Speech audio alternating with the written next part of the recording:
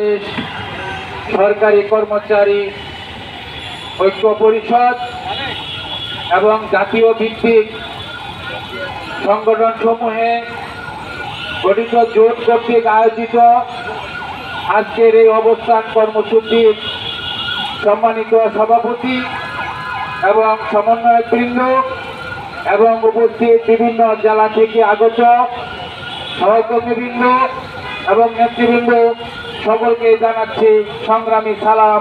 আসসালামু আলাইকুম। 2024 জুলাই আগস্টের আন্দোলনে, ছাত্র জনতার আন্দোলনে যারা শহীদ হয়েছেন সেই শহীদদের প্রতি শ্রদ্ধা জানাচ্ছি। আর যারা আহত হয়ে হাসপাতালে আছেন এবং চিকিৎসাধীন আছেন তাদের সুস্থতা কামনা করছি এবং তাদের দীর্ঘায়ু কামনা করছি। পাশাপাশি বৈষম্য 2015 থেকে বৈষম্য সৃষ্টি হয়েছে।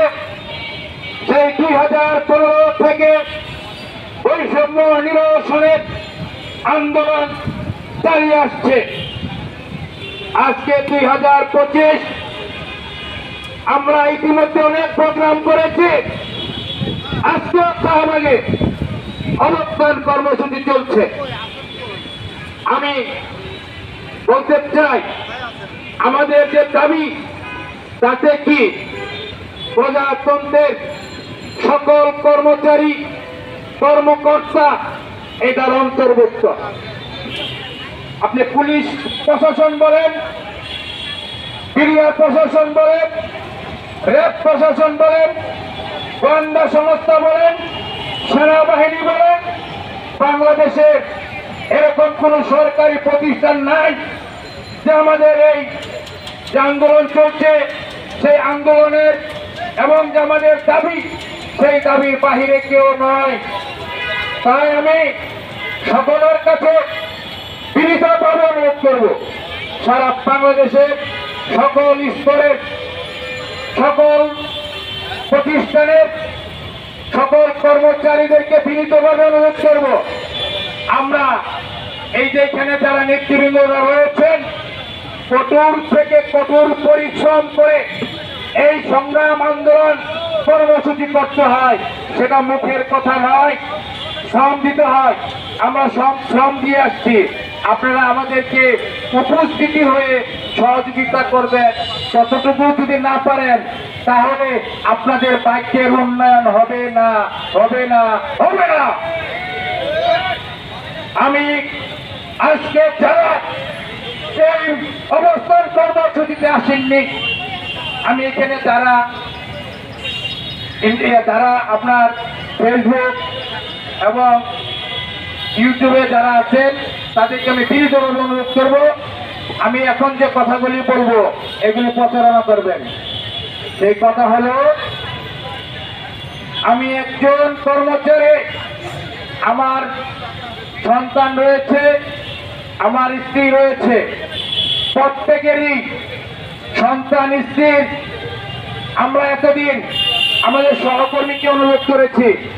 আজকে আমি অনুরোধ করব, যারা সরকারি কর্মচারী দাবি আদায়ের পক্ষে আসেন না, আমাদের যে প্রোগ্রাম দেওয়া হয় সেই কর্মসূচিতে আসেন না, আমি সেই সকল পরিবারের সদস্যের উদ্দেশ্যে বলতে চাই, একজন কর্মচারী মেয়ে এবং ছেলে এবং স্ত্রী এবং মা বাবার উদ্দেশ্যে বলতে চাই, যারা এই কর্মসূচিতে আসে নাই তারা কেন এই কর্মসূচিতে আসে নাই তার জন্য আপনারা তাদেরকে জবাবদিহিতা করুন যে কেন তোমাদের ন্যায্য দাবির পক্ষে সেই কর্মচারীদের কর্মসূচিতে তোমরা কেন যাও নাই। যারা আসে নাই আমি বিনীতভাবে অনুরোধ করব, সেই সকল ছেলে সন্তানদেরকে তোমাদের মা এবং বাবা যারা কর্মরত আছে এই কর্মসূচিতে আসে না তাদেরকে আপনারা জবাবদিহিতা করুন, কেন তারা আসে নাই আমাদের এই কর্মসূচিতে। আমাদের নবম পে স্কেল মহার্ঘ ভাতা আমাদের প্রাণের দাবি। এই দাবির জন্য আমরা রাজপথে আছি, রাজপথে থাকবো। সেখানে সকল কর্মচারী ঐক্যবদ্ধভাবে অংশগ্রহণ করবে, এটাই স্বাভাবিক। প্রিয় উপস্থিতি, আজকে বৈষম্য মুক্ত সরকার, আজকে আমাদের বাংলাদেশে যে সরকার, সেই সরকার কি বৈষম্য বিরোধী করে বিগত সরকারের পতন ঘটিয়ে এখন যারা সরকার তারা কি বৈষম্যর পক্ষে না বিপক্ষে? তারা কি বৈষম্যর পক্ষে না বিপক্ষে? তাহলে আমরা এই বৈষম্য বিরোধী আন্দোলনের পরে, বিগত স্বৈরাচারের পরে এখন যে সরকার, সেই সরকারের হচ্ছে বৈষম্য মুক্ত বাংলাদেশ গড়তে হবে। তাই আমি এই মঞ্চের থেকে বিনীতভাবে অনুরোধ করব, আমরা কর্মচারী আপনাদেরকে আর বলতে চাই না ব্যবধানের কথা, আপনাদেরকে আর বলতে চাই না বাজারের কথা, আপনাদেরকে আর বলতে চাই না বস্ত্রের কথা, আপনাদেরকে আর বলতে চাই না যে আমাদের ছেলে সন্তানদেরকে আমরা ভালো পোশাক, ভালো খাদ্য, লেখাপড়া, ভালো কলেজ, ভালো ইউনিভার্সিটিতে পড়াতে পারছি না, সেই কথাটি আর আমরা বলতে চাই না। যদি আপনাদের লক্ষ্য থাকে তাহলে এই গরিব মেহনতি মানুষের দিকে বিবেচনা করে আগামী জুনে অবশ্যই মহার্ঘ ভাতা বাজেটে রাখতে হবে এবং নবম পে স্কেলের যে কমিশন গঠন করতে হবে। আর যদি না করা হয় তাহলে আমরা জুনের পরবর্তীতে আমরা কঠোর থেকে কঠোর কর্মসূচি ঘোষণা করব। সেই কর্মসূচিতে যে সকল কর্মচারীরা এবং কর্মচারী সংগঠনগুলি রয়েছে সেই সংগঠনগুলিকে অবশ্যই উপস্থিত হতে হবে।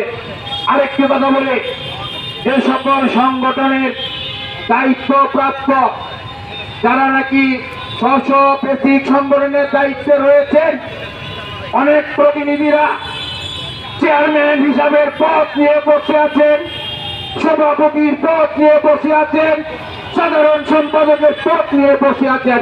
সেই সকল কর্মচারী নেতাদের উদ্দেশ্যে বলতে চাই, যদি নেতাগিরি করতে চায় কর্মচারীদের পক্ষে রাজপথে আসতে হবে। আর যদি না আসো তাহলে তাদের সেই পদের থাকার কোনো অধিকার নাই। আর সেই সকল সংগঠনের সাধারণ সদস্যদেরকে আমি বিনীতভাবে অনুরোধ করব যে সেই সকল নেতাদের বিরুদ্ধে আপনারা অনাস্থা এনে তাদের পদ পরিহার করে দেন, তাদেরকে পদ থেকে বহিষ্কার করে দেন। আর যদি তা না করেন তাহলে আপনারা সেই অধিকার থেকে বঞ্চিত হবেন।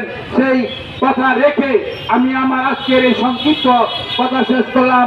আগামী দিনে আমরা জুনের বাজেটে যদি আমাদের বাজেট না থাকে তাহলে আমরা কঠিন থেকে কঠিন কর্মসূচি দিব।